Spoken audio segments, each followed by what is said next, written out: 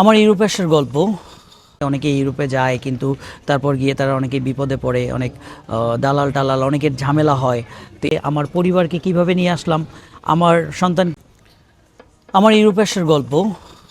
আর এটা আমি কিভাবে ইউরোপে আসলাম, এটা আজকে দ্বিতীয় পার্ট। আমি এর আগে একটা শর্ট করে একটা ভিডিও করেছিলাম, যদিও আজকের এই ভিডিওটা লম্বা হতে চলেছে।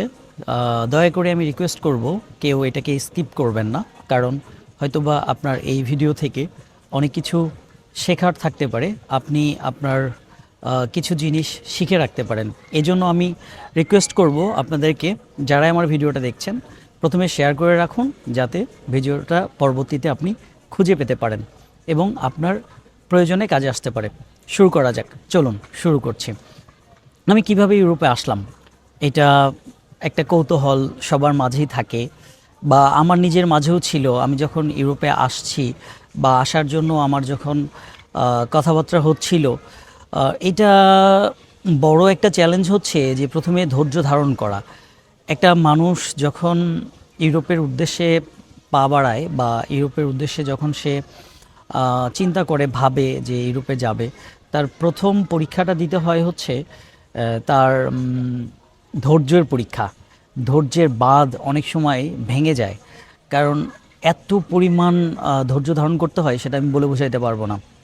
আমি যেভাবে আসছি আর কি, বেসিক্যালি আমি একজন দক্ষ কর্মী বা শ্রমিক বা যেটাই বলেন না কেন, আমার একটা অভিজ্ঞতা রয়েছিল। সেই অভিজ্ঞতার কারণে আমি কিন্তু আমার আশাটা কিন্তু খুব সহজ হয়েছিল।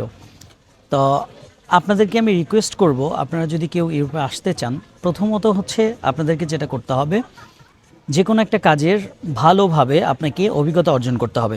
আপনি যদি কোনো একটা কাজের ভালোভাবে অভিজ্ঞতা অর্জন করতে পারেন, কেবলমাত্র শুধু তখনই আপনার ইউরোপে আসাটা খুব সহজ হবে। কেননা এখানে অনেক রকম কাজ আছে, যেটা যেই কাজগুলোর চাহিদা আছে, যেই কাজের জন্য তারা লোকজন হায়ার করে থাকে।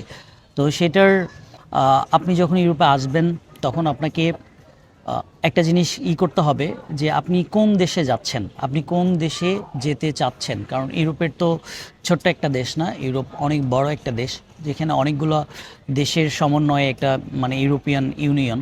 তো ইউরোপীয় ইউনিয়নের আপনি কোন দেশে যাচ্ছেন, সেই দেশের কোন কোন ডিপার্টমেন্টের কাজের লোকের চাহিদা রয়েছে, সেটা আপনি একটু গুগল ঘাটাঘাটি করে দেখতে পারেন। বিভিন্ন সাইট আছে যেগুলো আপনি ঘাটাঘাটি করে দেখতে পারেন। অনলাইনে এখন সব কিছু হাতের মুঠোই করে দিয়েছে। আপনাকে একটু পরিশ্রম করতে হবে, যেটা হচ্ছে যে কোন কোন দেশে কোন টাইপের লোকের কাজের চাহিদা বেশি। তাহলে দেখা যাচ্ছে আপনি যখন একটা দেশের সিলেক্ট করবেন যে আমি এদেশে যাব, যেমন আমি রোমানিয়াতে আছি, আপনি হয়তোবা অন্য কোনো দেশ পছন্দ করতে পারেন, ইতালি পছন্দ করতে পারেন, ফ্রান্স পছন্দ করতে পারেন, বা নেদারল্যান্ড পছন্দ করতে পারেন, জার্মানি পছন্দ করতে পারেন। তা আপনি যখন এই দেশগুলো সিলেক্ট করবেন, তখন এই দেশে কোন টাইপের ওয়ার্কারের চাহিদা বেশি আপনাকে এটা খুঁজে বের করতে হবে। তো দেখা গেছে যে যদি আপনি এই জিনিসটা খুঁজে বের করতে পারেন, তাহলে আপনি একটা দেশ সিলেক্ট করলেন, ফর এক্সাম্পল রোমানিয়া সিলেক্ট করলেন, অথবা আপনি জার্মানি সিলেক্ট করলেন, অথবা আপনি ফ্রান্স সিলেক্ট করলেন, অথবা আপনি ইতালি সিলেক্ট করলেন। সেই সঙ্গে যে কাজটা করবেন, আপনি তো একটা কাজ আগে সিলেক্ট করবেন। দেখবেন যে সব সময় আমার যে সাজেস্টটা থাকবে সেটা হচ্ছে যে আপনাকে যেই যেই তাদের যে শ্রম বাজারটা আছে, যেই টাইপের শ্রমিক বেশি লাগবে, সেই টাইপের কাজটা আপনি শেখার চেষ্টা করবেন। মানে ধরেন for example construction worker, for example cleaner, for example restaurant boy, for example কি বলে সুপার শপ, বা এই এই মানে অনেক টাইপের আছে। আমি জাস্ট উদাহরণ দিলাম, তার মানে যে এই টাইপগুলো বেশি, ব্যাপারটা এরকম না। যেমন ইতালিতে কৃষিকাজের চাহিদা আছে, সিজনাল ভিসার কিছু আছে। তো এটা বলবো যে আপনি আগে দেখবেন যে কোন ক্যাটাগরিতে লোকের চাহিদা বেশি, সেটাতে আপনি ফোকাস করবেন। ফোকাস করার পরে সেই কাজটা আপনি ভালোভাবে শিখবেন। শেখার পরে যেটা হবে যে আপনি যখন কাজটা শিখে গেলেন, বা কাজটা শেখার সঙ্গে সঙ্গে আপনি যেহেতু একটা দেশ সিলেক্ট করে ফেলছেন, সেক্ষেত্রে আপনাকে যেটা করতে হবে, সেই দেশের ভাষাগত দক্ষতা অর্জন করতে হবে।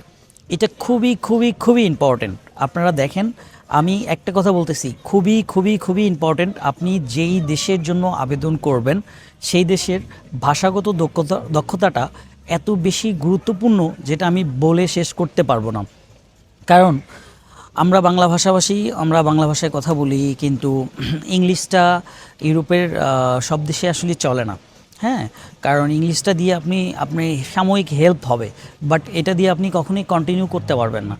এই জন্য ইংলিশটা তো বাধ্যতামূলক আপনাকে লাগবেই, শেখা লাগবেই, কিন্তু তার সঙ্গে আপনি যে দেশে যাওয়ার জন্য আগ্রহ প্রকাশ করছেন সেই দেশের ভাষাটা যতটুকু সম্ভব আপনি শিখে আসার চেষ্টা করবেন। তাতে করে আপনার কাজটা অনেক সহজ হয়ে যাবে, আপনার ভিসা পাওয়ার সম্ভাবনাটা অনেক বেশি, মানে কি বলে এটাকে, সহজ হয়ে যাবে।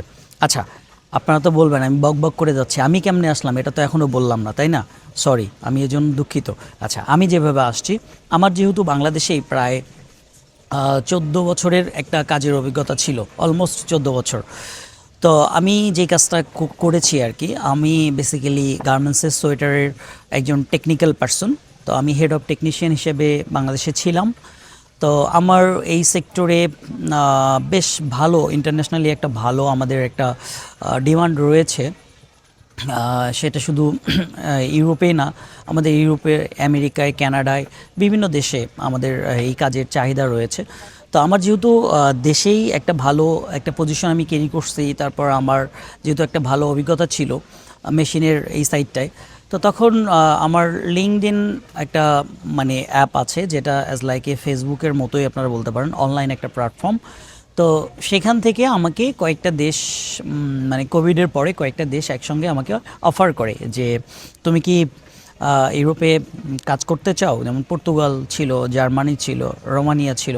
তো রোমানিয়া বেসিক্যালি আমার একটা ফ্রেন্ড ছিল প্রোগ্রামার, তো ও আমাকে নক করে যে বন্ধু, রোমানিয়া এরকম লোক লাগবে, তুমি যাবা, তুমি যেতে চাও? তো যাই হোক, তারপরে আমি আর কি ঠিক আছে আমি বলি, আমার সিভি দেই, তারপর আমার ইন্টারভিউ হয়। ইন্টারভিউটা ছিল আমার জন্য একটা খুব ইন্টারেস্টিং, কারণ আমি আসলে অত ভালো বেশি ইংলিশ পারতাম না, এখনও পারি না। আমি যে একেবারে ইংলিশে খুব দক্ষ ব্যাপারটা তা না, আমি কিন্তু ভালো ইংলিশে কথা বলতেও পারি না। তো যাই হোক, তো আমি যেটা করলাম, আমি সম্ভবত সোমবার কি মঙ্গলবার ছিল 2022 সালে।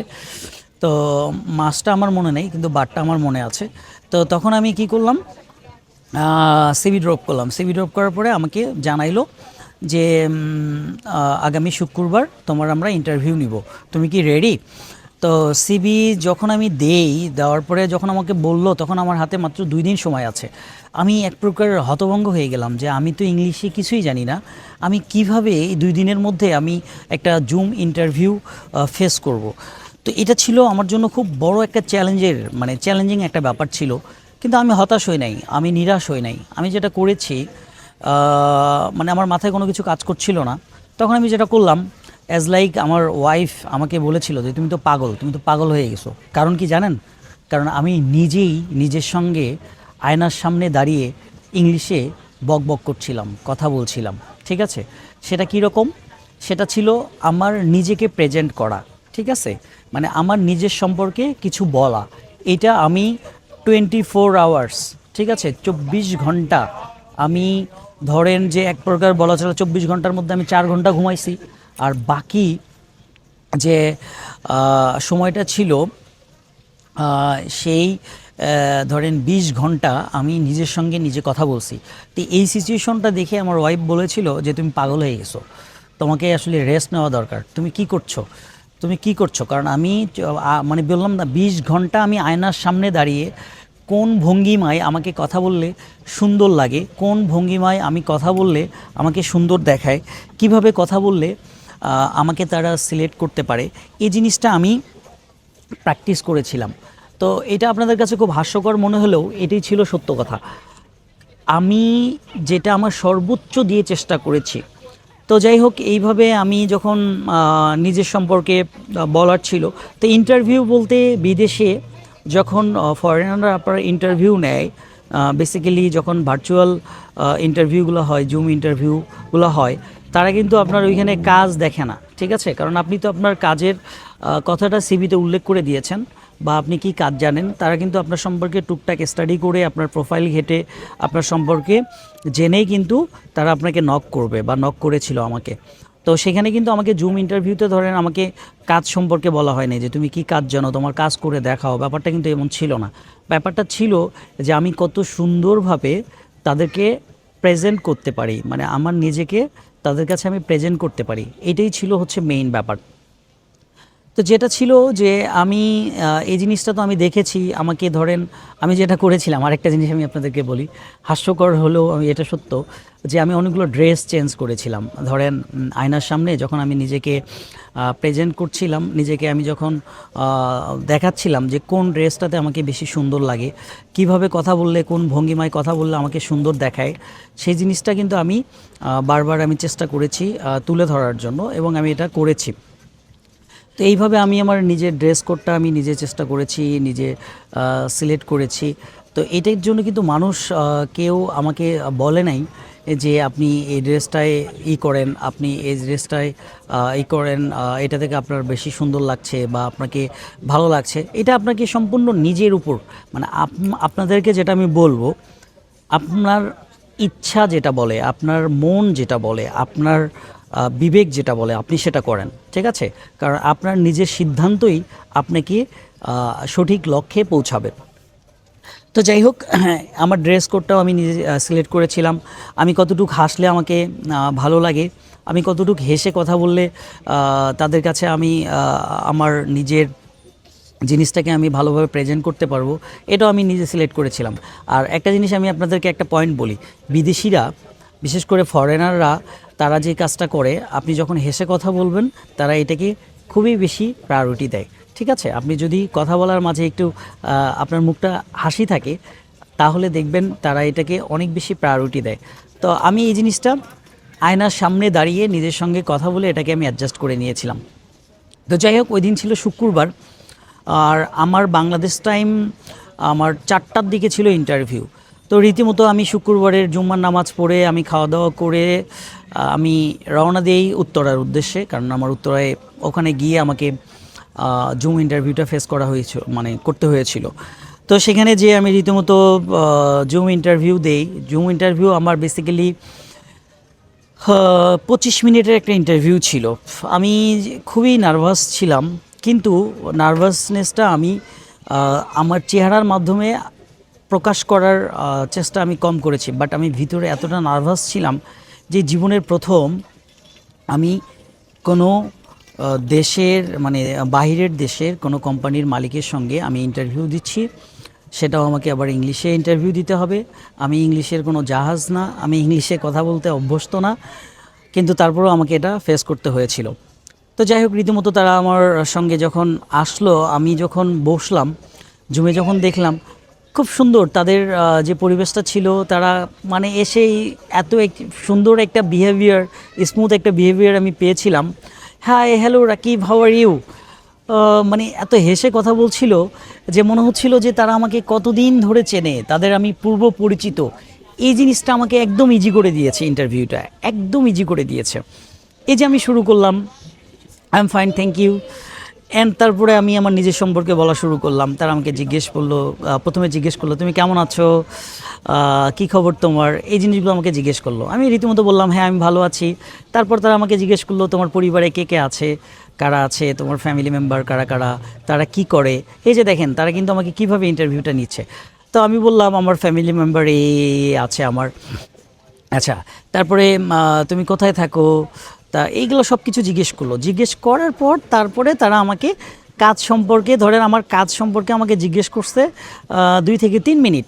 আর বাকি কথা হয়েছে কিন্তু আমার সম্পর্কে, আমার পরিবারের সম্পর্কে, আমি কোথায় থাকি, আমার কেমন, মানে আমার দেশটা কেমন, আমার গ্রাম কেমন, ঠিক আছে?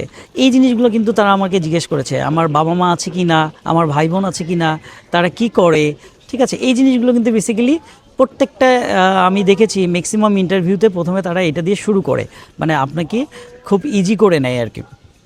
তো যাই হোক, এগুলোর অ্যান্সার করার পরে তারা আমাকে জিজ্ঞেস করলো আমার কাজ সম্পর্কে, যে এই কাজটা যদি হয় তাহলে তুমি কি করবা যদি এই সমস্যাটা হয়। তো যেহেতু আমি আমার কাজের মানে জানা আছে, যেহেতু এই কাজটা আমি প্রায়, আমার যে কাজটা এটা আমি প্রায়, মানে আমার আগে থেকেই 12 থেকে 14 বছরের অভিজ্ঞতা ছিল, সেক্ষেত্রে আমি এটা জানি। তারা আমাকে বলেছিল যে মেশিনের যদি ক্যারেজ ব্লক হয় তাহলে তোমার করণীয় কী। তো আমি আমার আনসার করেছিলাম যে একটা মেশিনের যদি ক্যারেজ ব্লক হয় এবং এটা কী কারণে ব্লক হইতে পারে সেটা আমাকে বলতে হয়েছিল আর কি। তো বেসিক্যালি মেশিনের ক্যারেজ যদি ব্লক হয় তাহলে আমাকে ক্যারেজটা খুলতে হবে, খোলার পরে দেখতে হবে কি হয়েছে, ভিতরে কি আছে, কোনো পার্টস ভাঙছে কি না, সরি, তো কোনো পার্টস ভাঙছে কি না সেটা আমাকে দেখতে হবে। দেখে তারপর এটা যদি ভেঙে থাকে সেটা চেঞ্জ করে দেন আমাকে আবার ক্যারেজটা ফিট করে দিতে হবে, তাহলে মেশিনটা রান হবে। তো তো আমাকে বলেছিল যে ক্যারেজ ব্লক হলে তুমি কী করণীয় আর ক্যারেজ কী কারণে ব্লক হয়। তো ক্যারেজ বেসিক্যালি ব্লক হয়তো যদি ক্যারেজের মাঝে কোনো ময়লা জমে কিংবা কোনো সুতা ঢোকে, মানে এই কারণগুলোর কারণে বেসিক্যালি ক্যারেজটা ব্লক হয়, শক্ট হয়। তো এটা আমি অ্যান্সার করতে পেরেছিলাম। তারপর তারা আমাকে আর কোনো কোশ্চেন করেনি, এই একটা কোশ্চেনই করেছিল আমার কাজ সম্পর্কে।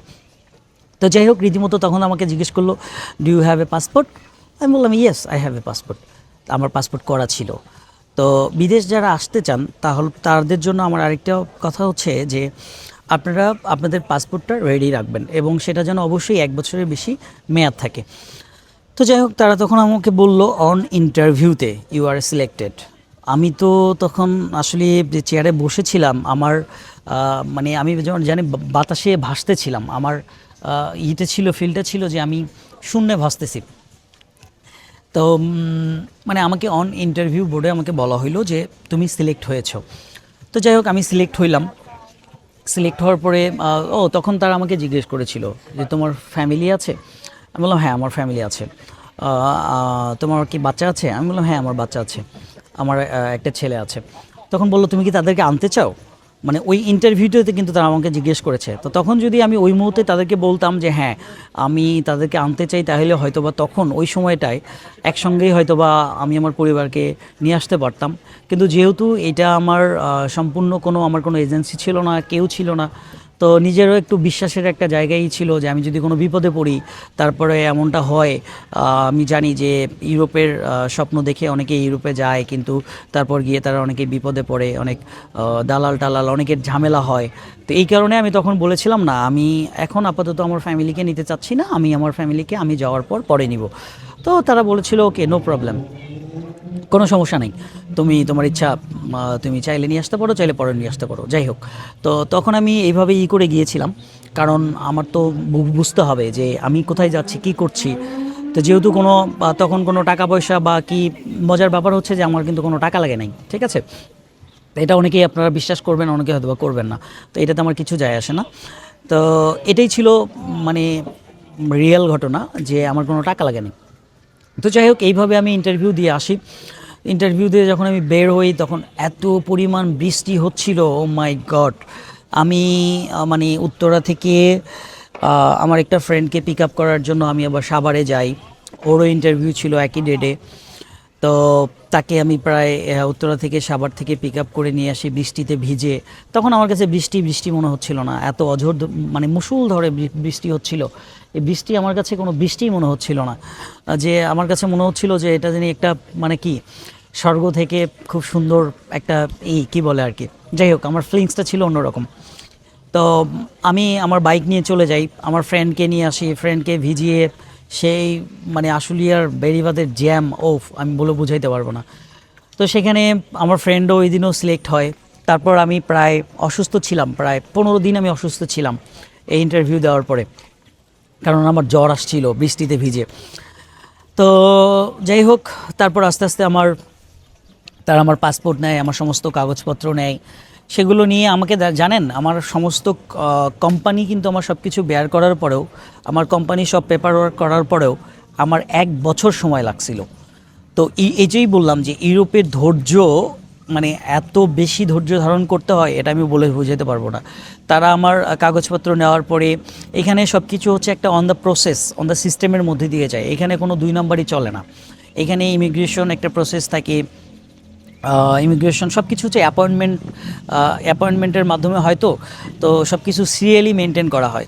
তো যাই হোক, যখন আমার কাগজ নেওয়ার পর তারা আমাকে অফার লেটার ইস্যু করলো, আমি অফার লেটার পেলাম, অফার লেটার আমি সিগনেচার করলাম, সব কিছু আমার কাগজপত্র রেডি করে আমার প্রথমে আমি সফট কপি তাদেরকে মেল করি, মেল করার পরে তারপর আমার কাছে তারা হার্ড কপি চায়, তারপর আমি হার্ড কপি দেই।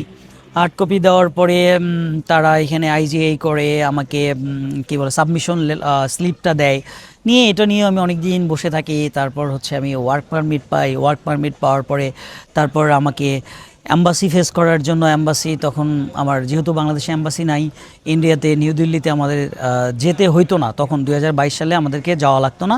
আমাদের পাসপোর্টগুলো পাঠাইলে আমাদের সমস্ত কাগজপত্র ঠিক থাকলে ইন্ডিয়া রোমানিয়ার অ্যাম্বাসি তখন ওখান থেকে ভিসা স্টিকারগুলো মেরে বাংলাদেশে পাঠিয়ে দিত আর কি। তো তখন এইভাবে আমাদের পাসপোর্টগুলো সব কিছু প্রসেস করার পরে ইন্ডিয়ায় চলে যায়। ইন্ডিয়া চলে যাওয়ার পরে প্রায় ওইখানে আমাদের পাসপোর্ট প্রায় 3 থেকে 4 মাস ওইখানেই থাকে, কারণ আমরা অ্যাপয়েন্টমেন্ট পাচ্ছিলাম না, অ্যাম্বাসি অ্যাপয়েন্টমেন্ট পাচ্ছিলাম না। এর মধ্যেই ঘোষণা আসে যে অস্থায়ীভাবে রোমানিয়ার অ্যাম্বাসি তারা বাংলাদেশে আসছে, বাংলাদেশি পাসপোর্ট যাদের তাদেরকে বাংলাদেশ থেকে এই ভিসাগুলো স্টাম্পিং হবে। যাই হোক, কী আর করার, সেখানে তাদের হয়ে গেল। তারপর বাংলাদেশে আমাদের আবারও পাসপোর্টগুলো ইন্ডিয়া থেকে বাংলাদেশে চলে আসলো। আসার পরে বাংলাদেশে তখন হচ্ছে কোথায় জনপ্রশাসন মন্ত্রণালয়ে তারা অস্থায়ীভাবে আসছিল। রোমানিয়ার কাউন্সিলেট যে টিমটা ছিল তারা রোমানিয়ার থেকে ইন্ডিয়া থেকে বাংলাদেশে এসেছিল। আমাদের রীতিমতো আমাদের পাসপোর্টগুলো আমরা 11 জন একসঙ্গে ছিলাম। মাশাল্লাহ, আমার এই টিমে প্রথম যে টিমটা আমরা আসছিলাম 11 জন, ওরা 11 জন বলতে পারেন, আমি বেসিক্যালি নাম দিয়েছিলাম, ওরা 11 জন। তো 11 জনের পাসপোর্ট আমরা জমা করি। জমা করার পর আমাদের প্রথম ধাপে হচ্ছে 4 জনের পাসপোর্ট জমা হয়। আর সরি, কতজন, 9 10 11 মনে হয় 8 জনের পাসপোর্ট, না সরি 7 জনের পাসপোর্ট প্রথম ধাপে জমা হয়েছিল। আর 4টা পাসপোর্ট আমাদের ইন্ডিয়াতেই ছিল, ওই ফার্স্ট লটে আসে নাই। তারপর হচ্ছে এগুলো আগে জমা হয়, তারপরে বাকি 4টা জমা হয়। সেখানে আমার পাসপোর্টটাও পরের স্টেপে জমা হয়েছিল আর কি। তো যাই হোক, সবগুলো পাসপোর্ট আমরা একসঙ্গে ভিসা ডেলিভারি পাই আলহামদুলিল্লাহ। তখন ভিসা রেশিও খুবই ভালো ছিল, প্রায় বলে চলে যে 99% ভিসা হয়েছে বাংলাদেশিদের। এখন ভিসা রেশিও মাঝে মাঝে ভালো হয়, মাঝে মাঝে খারাপ হয়, কিন্তু ধৈর্য ধরতে হয়েছে, অপেক্ষা করতে হয়েছে। আর আমি এটা বলবো, ইউরোপের যদি আপনার আসার ইচ্ছা থাকে তাহলে অবশ্যই আপনাকে ভালো একটা কাজের দক্ষতা অর্জন করতে হবে, সেই সঙ্গে ভাষাগত একটা দক্ষতা অর্জন করতে হবে, ইংলিশটা আপনাকে ভালোভাবে আয়ত্ত করতে হবে, এবং আপনার ধৈর্যের বাঁধ কোনোভাবেই ভাঙা যাবে না। আর আপনি যদি পারেন, যেমন আমি নিজের চেষ্টায় নিজের সব কিছু আমি কিন্তু নিজে নিজে করেছিলাম, ঠিক আছে, আমি সব কিছু আমার সমস্ত পেপার ওয়ার্ক সব কিছু আমি নিজে নিজে করেছি, সব কিছুই ইজ অ্যান্ড এভরিথিং আমি নিজেরটা নিজে করেছিলাম। আমি কিন্তু এক্সপার্ট ছিলাম না, কিন্তু আমি যেখানে যেটাতে ঠেকেছি সেখান থেকেই কিন্তু সেটা শিখেছি। তো এই জন্যই বলে মানুষ যে আপনি যেখানে ঠেকবেন সেখান থেকেই কিন্তু শিখবেন। তো আমি যেমন আমার ঠেকাটা, আমি যেখানে যে কাজটাতে আমি ঠেকেছি সেখান থেকে শিখেছি। কারণ আপনি যখন কোনো কিছু জানার আগ্রহ প্রকাশ করবেন, আপনি চেষ্টা করলে সেই জিনিসটা জানতে পারবেন। এটা হচ্ছে আমার একটা উপদেশ বলতে পারেন। আপনাদের জন্য আমি যে উপদেশটা করব, একটা সাজেস্ট করব, সেটা হচ্ছে যে আপনি যে জিনিসটা জানতে চান সেই জিনিসটা না জানা পর্যন্ত, সেইটার শেষ না দেখা পর্যন্ত আপনি ওই জিনিসটা ছাড়বেন না, তাহলে দেখবেন আপনি সফল হবেন। আমি যদি প্রথম ধাক্কায় কোনো কিছুতে মানে যেখান থেকে আমি বাধা পাইছি, আমি কিন্তু এখানে আসার সময় অনেক জায়গায় আমি কিন্তু বাধার শিকার হয়েছি। আমি কেউ বিশ্বাস করতে চাইনি যে ইউরোপে টাকা ছাড়া যাওয়া যায়, এটা কিভাবে সম্ভব। টাকা দিয়ে মানুষ যেতে পারে না, আর আমি টাকা ছাড়া যাব, আমার পরিবারও বিশ্বাস করেনি, ইভেন কি আমার স্ত্রীও আমাকে বিশ্বাস করেনি যে আমি ইউরোপে যাচ্ছি। তো ব্যাপারটা ছিল এরকম আর কি। তো আমার যখন ফ্লাইট ছিল, তারপরেও সে ভাবছিল যেদিন আমার ফ্লাইট, তো আমি মনে হয় এয়ারপোর্ট থেকেই ঘুরে আসব, কিন্তু আমি কিন্তু চলে আসছি। তো এটাই বললাম যে আপনার নিজের কনফিডেন্স, নিজের প্রতি নিজের বিশ্বাসটা রাখবেন। আপনার বিশ্বাস অনুযায়ী যদি আপনি কাজ করেন, আপনার চাওয়া, আপনার লক্ষ্য যদি ঠিক থাকে, আপনি যদি সেইভাবে কাজ করতে পারেন, তাহলে আমি বলবো আপনি সাকসেস হবেন। কোনো কিছুতে হার মানবেন না, কোনো কিছুর শেষ না দেখে সেটা ছাড়বেন না। আপনি যদি এটার কোনো কিছু শুরু করেন, সেটা শেষটা যদি অবধি আপনি থাকতে পারেন, তবেই দেখবেন আপনি সফল হবেন। সেটা যে কোনো কাজ হোক না কেন, আপনি শেষটা দেখে, মানে যদি বলেন আমি এটা শেষটা দেখে ছাড়বো, তাহলে আপনি সফল হবেন। আর আজকে আমি এখানেই শেষ করছি আমার এই গল্পটা। আমার মনে হয় আমি বলে বুঝাইতে পারছি। আপনাদেরকে। আর আপনাদের কাছে রিকোয়েস্ট করব, আমার ভিডিওগুলো যদি ভালো লাগে অবশ্যই শেয়ার করতে ভুলবেন না। এবং আমাকে ইউটিউবে যদি আপনি সাবস্ক্রাইব না করা থাকে আপনার, তাহলে আমাকে সাবস্ক্রাইব করে বেল আইকনটা অ্যাক্টিভ করে রাখুন। এরকম আরও সুন্দর সুন্দর মজার মজার ভিডিও পেতে আমাকে সাবস্ক্রাইব করে রাখুন। আমি ইউরোপের কালচার সম্পর্কে আপনাকে জানাবো, ইউরোপের সুযোগ সুবিধা সম্পর্কে জানাবো। তারপরে আমি আরেকটা ভিডিওতে জানাবো আমি তারপরে আমার পরিবারকে কিভাবে নিয়ে আসলাম, আমার সন্তানকে কিভাবে স্কুলে ভর্তি করাইলাম, এবং আমাদের এইখানে থাকা খাওয়ার খরচ কী রকম, আমরা কিভাবে আছি, কি করছি, সব কিছু জানতে হলে অবশ্যই আমাকে সাবস্ক্রাইব করতে হবে। আর আপনি যদি ফেসবুক থেকে দেখে থাকেন তাহলে আমাকে ফলো করে রাখতে পারেন। এবং আমার ভিডিওটা যদি সুন্দর হয়, সুন্দর একটি কমেন্ট করতে পারেন। আজকে এখানেই শেষ করছি, দেখা হবে আবারও অন্য কোনো ভিডিওতে। সেই পর্যন্ত ভালো থাকবেন, সুস্থ থাকবেন, নিজের খেয়াল রাখবেন। আল্লাহ হাফেজ।